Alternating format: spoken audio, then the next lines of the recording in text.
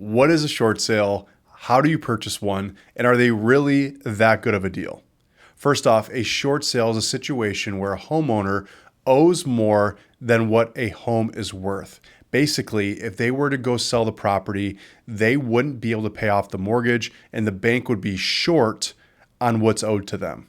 So in this scenario, the homeowner is hoping the bank will take that shortfall rather than going into foreclosure, having to take the property back and going through the hassle of that. Now, it's not a guarantee that the bank will approve it.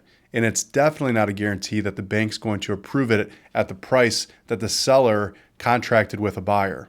So the way this would normally play out is the seller would market the property for a very aggressive price, trying to get multiple offers to drive it up as high as possible to get the best possible terms. They're hopefully also trying to find a buyer that has flexibility because short sales can take months and months and months to play out because that bank has to approve it, has to go through their level of due diligence to see if they're comfortable with the price. They're going to have to order their appraisal. But depending on who the bank is, they can move very fast through the approvals or very slow. Typically, it's more that they're moving very slow through the process. So let's say that seller contracts a price for $400,000 on this property with a buyer.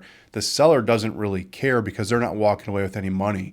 The real decision maker, again, is the bank. So let's say the buyer, you have a contract for $400,000. What you need to know is that that is not a done deal. That bank will come in, do their own appraisal, and in my experience, they're going to want the appraised price. So if that appraisal comes back at 425, they may say, we need 425 to get this done. You might say, well, we already have a deal for 400, and those again say, no, we don't. That was the deal with the seller, not the deal with us, who is the one taking the shortfall on this note. So that is the process.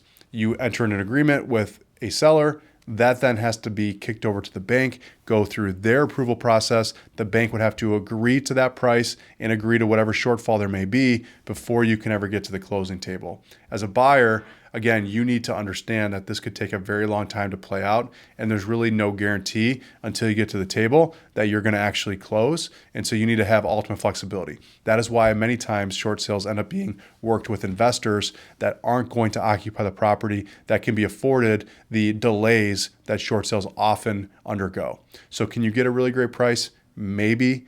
Are you guaranteed to? Not necessarily. In many instances, you could float back up to what that appraised value is because the bank is not willing to sell for any less.